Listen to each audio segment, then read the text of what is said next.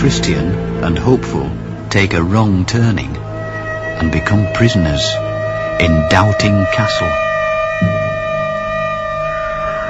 And we shall learn whether there is any escape from the hands of Giant Despair.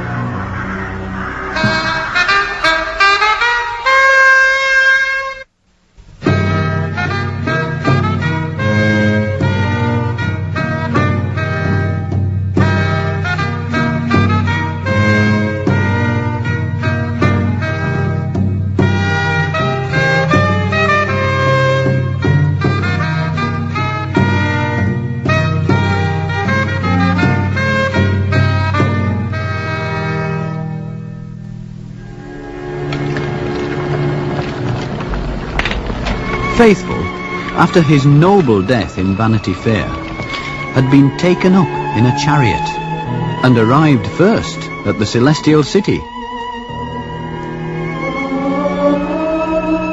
But Christian was not left to travel on alone. He now had Hopeful as his new companion, and he would soon be in dire need of him. The road ahead was very rough, and their feet were very tender with travelling, and they became much discouraged. At this point, Christian espied a stile which led into a meadow and seemed to be a shortcut. "Here's better going," he said. "Come, good Hopeful, let's climb over it." What if it leads us out of our way?" asked Hopeful. "That's not likely," said Christian. "Look, there's another man walking ahead of us." So over the stile they went, and Christian was well pleased that the path was easier on his feet. But in leaving the road, he had made a terrible mistake. For soon night came on, and it grew very dark, and they'd completely lost sight of the Pilgrim ahead. Did they but know it, his name was Vain Confidence.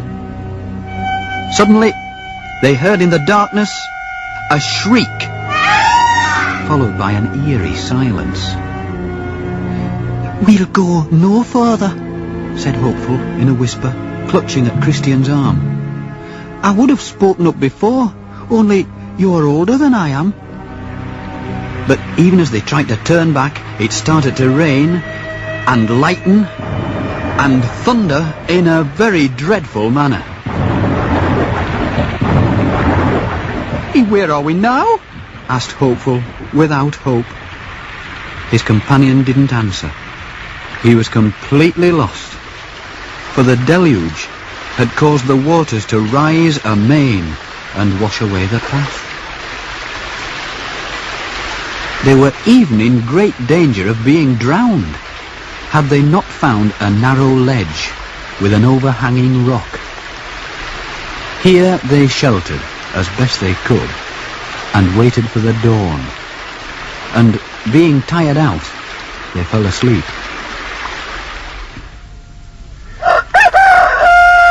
It was broad daylight when they were awakened by a grim and surly voice. "What are you doing?" it said. "In my private grounds."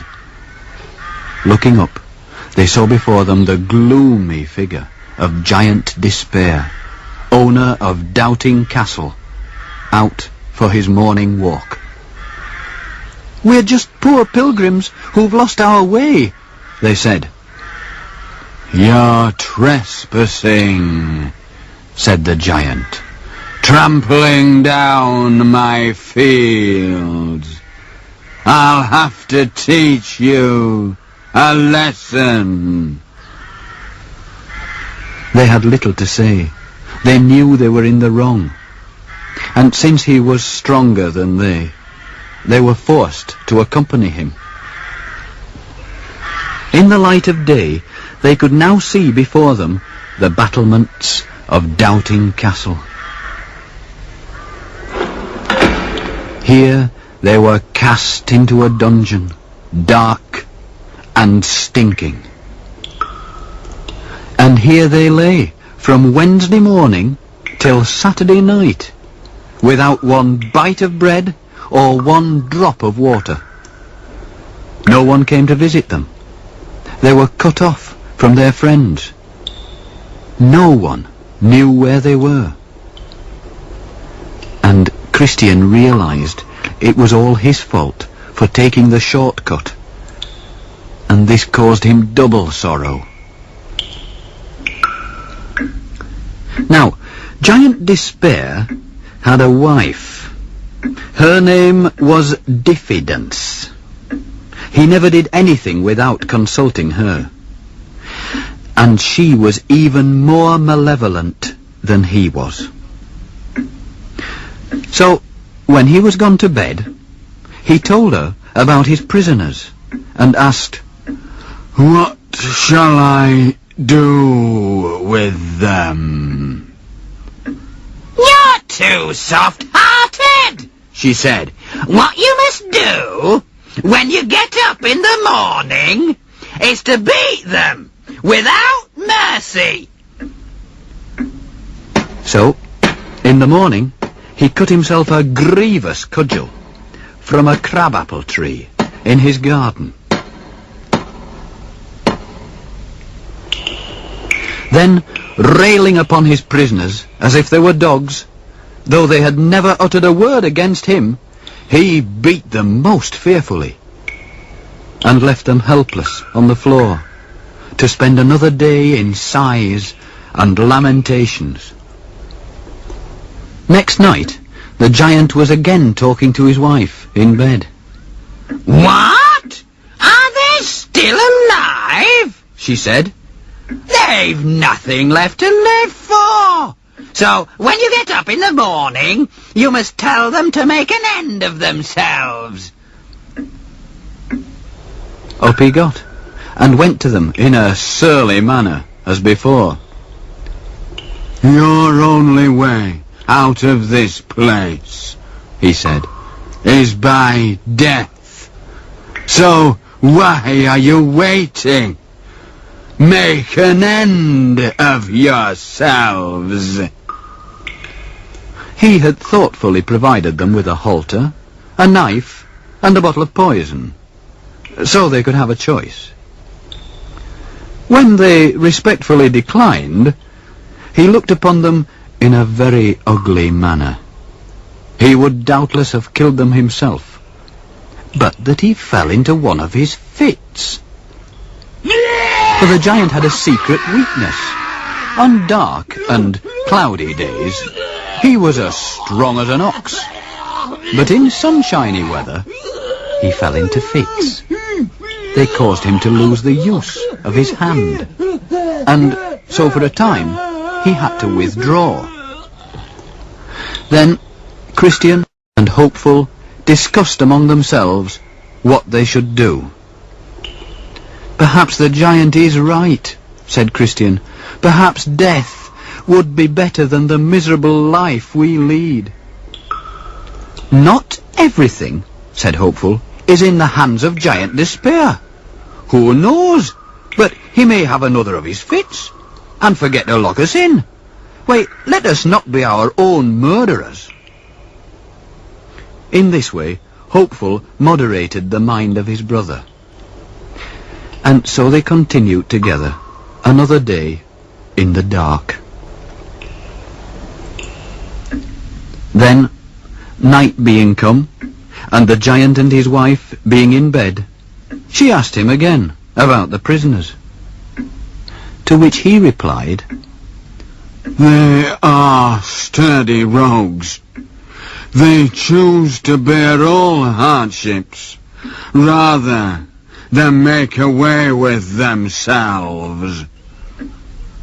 "Then here's what you must do," she said. "Tomorrow morning, take them to the castle yard and show them the bones and skulls of those whom you already have dispatched."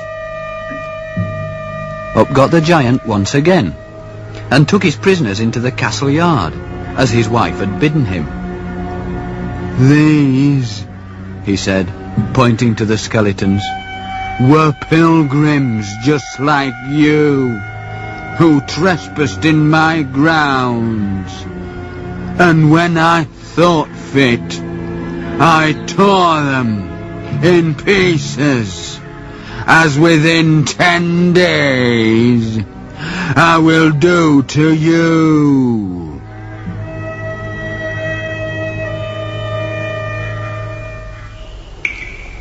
Back in their dungeon, Christian nearly swooned away, for now, through lack of food and by reason of his stripes, he could hardly breathe. But Hopeful again encouraged him. "My brother," he said, "Apollyon couldn't crush you, nor the Valley of the Shadow of Death. And remember how you played the man in Vanity Fair.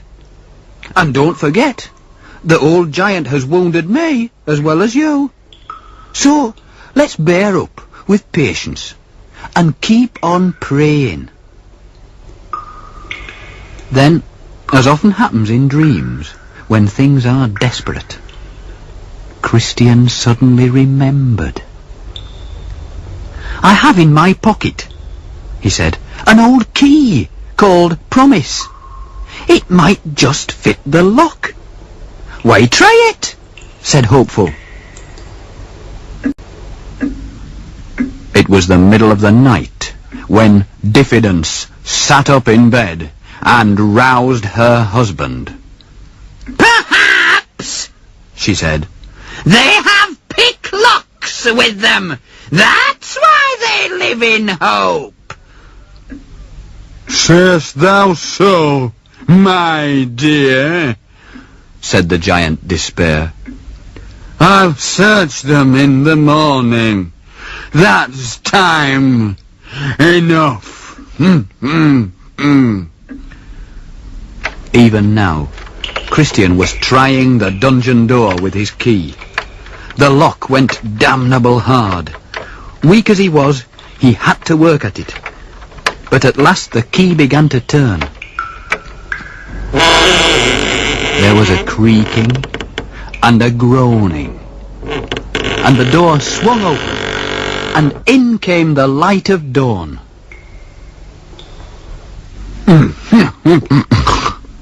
"What's that noise?" said the giant, waking with a start. "Better go and see, my dear," said his wife. Christian and Hopeful had run through the door, only to be confronted by a new obstacle, a heavy iron gate. "Wait, try the key again," said Hopeful. Christian tried it, and it worked. Then the giant was upon them. "Nothing can save us now," cried Christian. "All is lost." But no sooner had the giant come into the light of the sun than he had another of his fits. His limbs failed him. His legs gave way. And Christian and Hopeful were quickly out of the castle grounds and out of the giant's jurisdiction. At the place where they had gone astray, they now put up a notice. "Over this stile is the way to Doubting Castle. All trespassers will be destroyed. Take warning."